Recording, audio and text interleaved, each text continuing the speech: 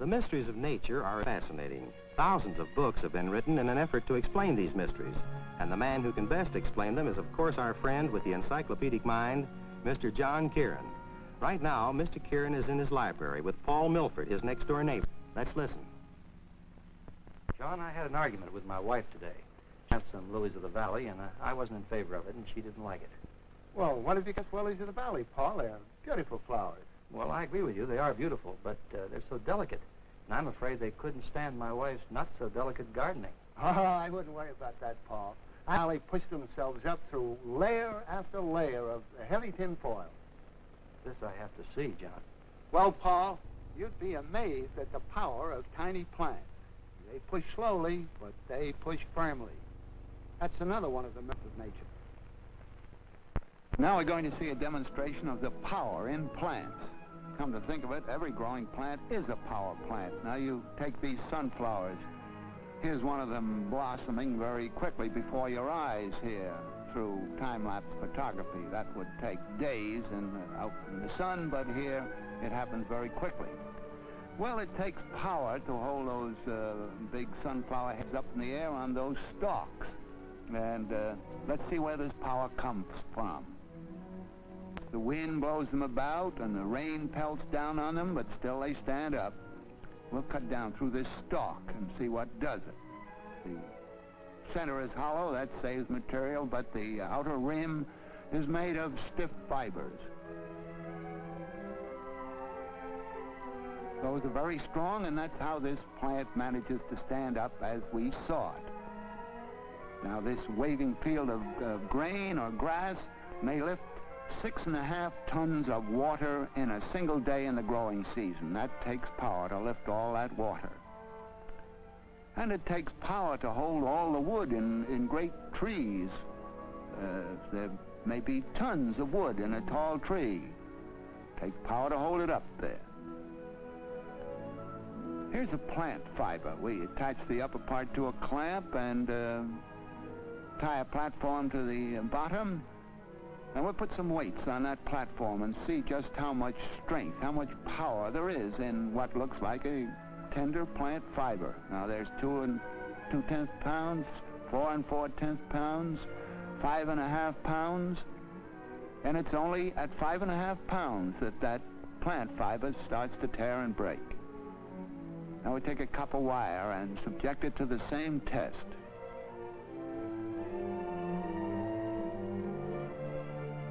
That's 2 2/10 pounds, 4 4/10 pounds, and there goes the copper wire. And I'll bet you thought that the copper wire was much the stronger. Now, in addition to standing on their own feet, plants have other ways of applying power and helping themselves. They run out tendrils of this kind, and they cling to poles or trellises that we put up for them. This is a melon vine, and to carry its heavy fruits, it needs a good deal of power to cling to supports. In this case, it's a heavy melon which is being held up by those tendrils, and also where it joins the main trunk of the very strong stem, a further application of power in plant. Here's a stone being lifted by...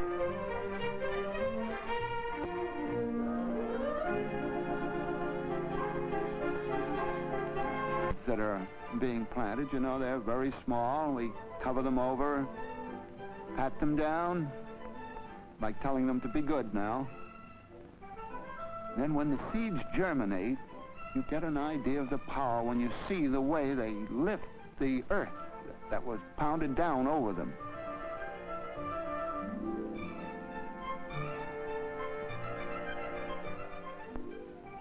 This time-lapse photography has its humorous aspects, of course. Now there are germinating seeds in that pot there, and we put a sheet of glass on it, and you notice how the seedlings, as they arise, you just lift that glass off very easily.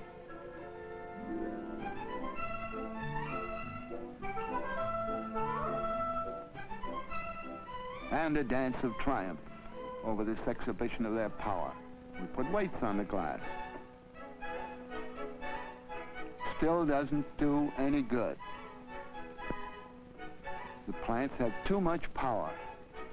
In this case, you'd almost think they had some intelligence, too. They shove the weights off first and then go to work on the grass.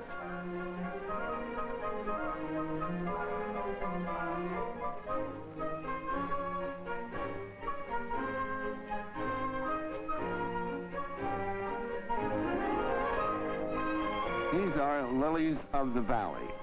We'll pull up stalks there and see how many layers of dead leaves it pushed through when it first poked its nose up out of the ground. There's 1, 2, 3. There's one on the underside. 4, 5, 6 layers of leaves that it poked through when it first came up out of the ground. Now we'll subject it to another test. We'll put 5 layers of tin foil over those shoots of lilies of the valley. 5. And we'll see if they can fight their way through that in time. In this case, we are taking a picture every hour for 60 days. And you'll see the result here in less than a minute.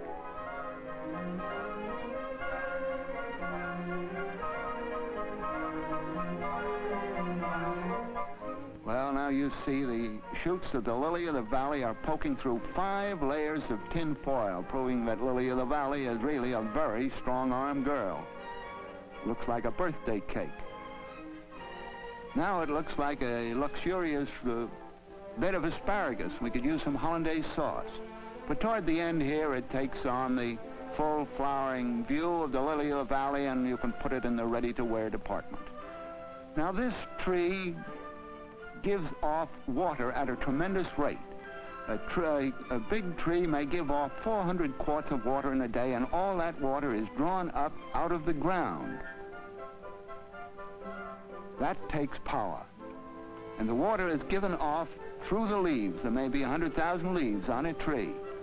So we enclose this leaf under glass, and as it gives off its water, the water condenses on the glass.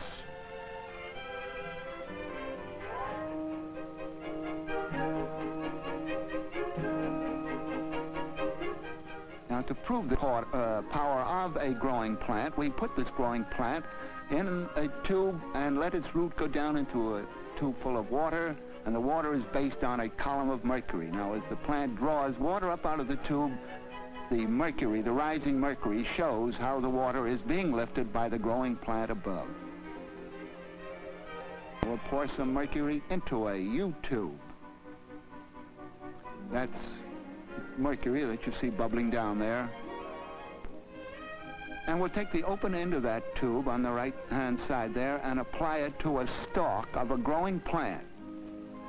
Now, that growing plant has a root in the ground, in the soil there, that pot, and it is drawing water up out of that soil. And as the water is pulled into the right-hand column, it forces the mercury down in the center column, and the other mercury rises in the left-hand column, proving lifting power of that growing plant. Now, here's a further demonstration of the power of growing plants. These are germinating in these glass jars. We'll fill them up with water, seal them to make them watertight and airtight, and watch the power applied as the germinating seeds grow inside. Well, there's the first one down. There goes another one. They'll all go in time.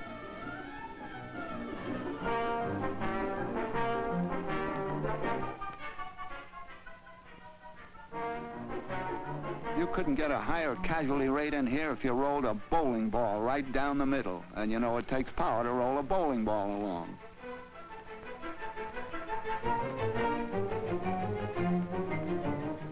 There's another way of applying power in the plant world. This is a dodder. A dodder is a parasitic plant. It looks like something very thin and tender. Of course, these waving tendrils here, looking like snakes or worms or something, are acting that way because of time-lapse photography. It's a very slow process in nature, but here we speed it up for your convenience. Lifeblood. So remember, when you're talking about tender plants in the future, to be very careful about some of them because they have a lot of force and can apply it.